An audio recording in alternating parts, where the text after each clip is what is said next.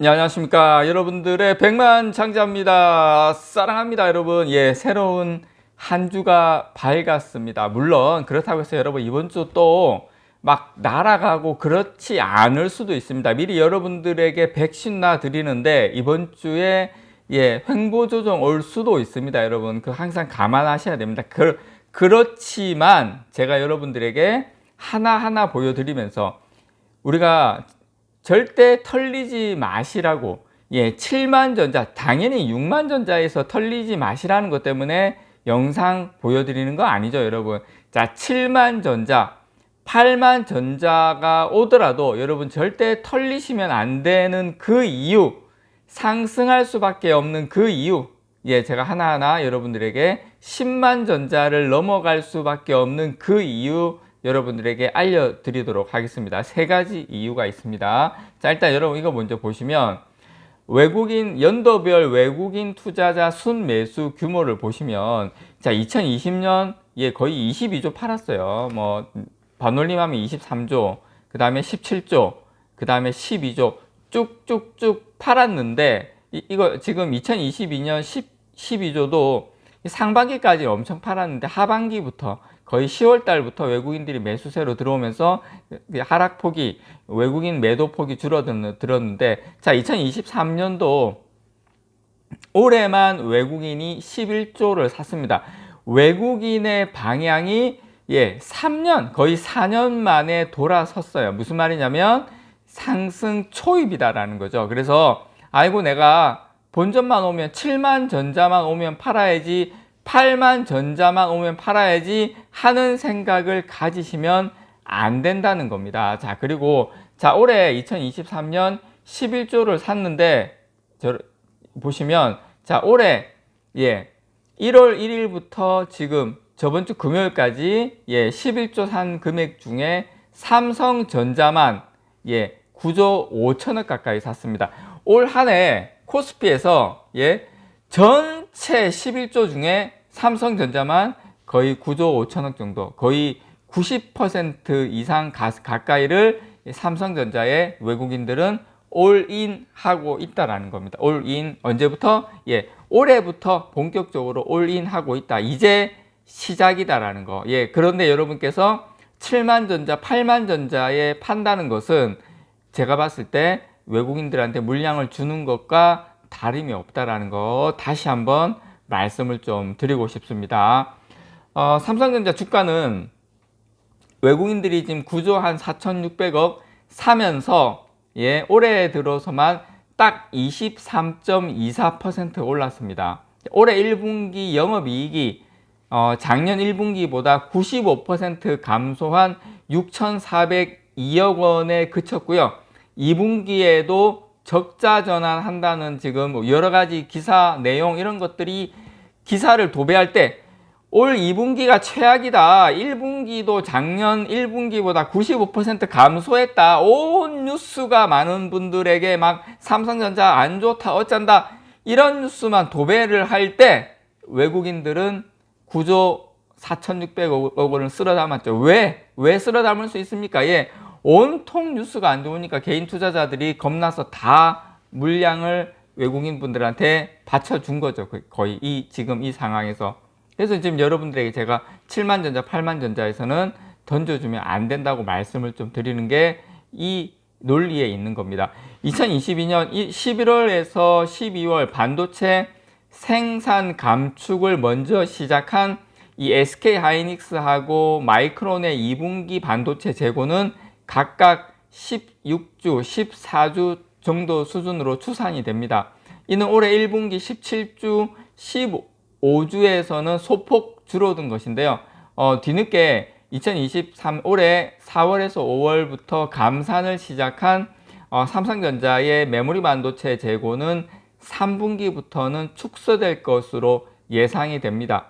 이와 같이 제조사들의 반도체 재고 감소는 고객사들의 반도체 수요 확대와 이 가격 반등으로 이어질 수 있다는 거, 제가 정말 이제 시작이다라는 거, 7만 전자, 8만 전자에서 흔들리시면서 파시면은 안 된다라는 걸 제가 다시 한번 간곡하게 말씀을 좀 드립니다.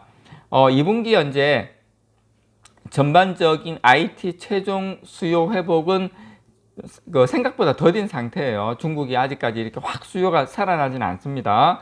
그런 더딘 상태지만 이 상반기 수요 바닥을 인식한 이 주요 고객사들은 낮은 가격에 이 메모리 반도체 재고를 점차 축적하려는 움직임을 나타내고 있습니다. 스마트폰 업체들은 이 수요 둔화로 메모리 재고 축적에 뚜렷한 움직임은 없지만 메모리 재고 건전화가 상당히 이루어진 상태이며 북미 서버 업체는 DDR4보다는 DDR5 중심으로 구매 문의가 크게 증가하고 있죠. 그런 상태입니다, 여러분. 자, 그리고 지금 해외 기관 투자자들의 삼성전자에 대한 시각이 긍정적으로 변하고 있어요.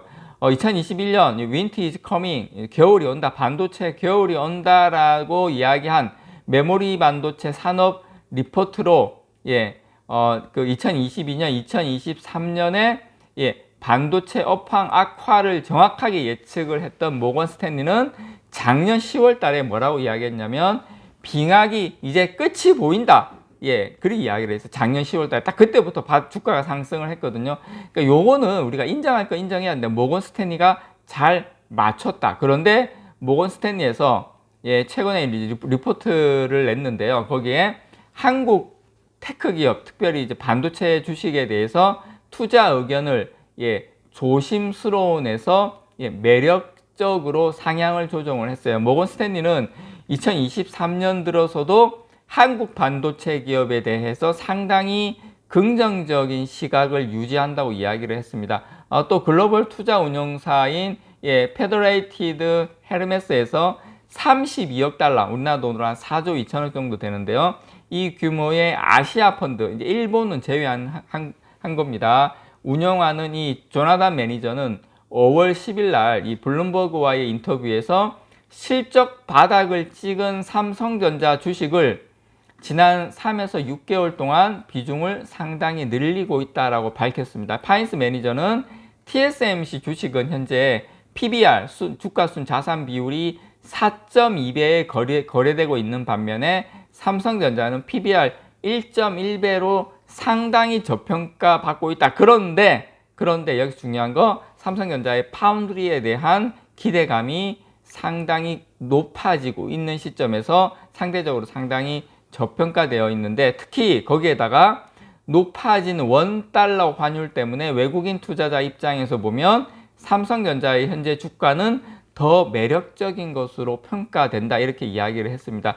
실제로 외국인 투자자는 올해만 삼성전자 주식을 거의 9조 한 4,600억 정도 순매수했는데요. 2022년 작년에 거의 뭐 한 8조 7,148억 원어치를 순매도했던 것에서 완전히 방향을 바꾼 것입니다. 이게 바로 초입이다라는 거죠. 중요한 것은 5월 18일, 5월 19일 이틀 동안 외국인 투자자가 삼성전자를 순매수한 금액만 거의 9천억 원에 이를 정도입니다, 여러분. 자, 미국에, 그리고 제가 마지막으로 이 말씀을 꼭 드리고 싶은 건, 미국의 중국 반도체 제재로 인한 한국 기업들의 반사 이익이 상당히 커지고 있다. 미국 정부는 작년 말에 뭐 18나노 이하 D램, 128단 이상 낸드 플래시, 그다음 핀팩 기술 등을 사용한 로직 칩, 16나노 내지 14나노의 반도체를 생산할 수 있는 미국 장비, 기술을 중국에 판매하는 것을 사실상 금지를 했죠. 제재 효과가 여러분 지금 급속도로 최근 들어서 엄청나게 나타나고 있습니다. 중국 최대 낸드 플래시 업체인 YMTC는 웨이퍼 제조 주문량이 기존보다 몇 퍼센트 줄었냐고 하면요, 70%나 감소를 했습니다. 이에 따라서 신공장 건설도 연기했고 직원도 한 30% 정도 감원을 했거든요. 자, 여러분 70% 감소했어요, YMTC가. 이게 사실상 지금 이 부분에 대해서는 많이 알려지진 않았지만 이게 저는 크게 작용을 했다라고 생각을 해요.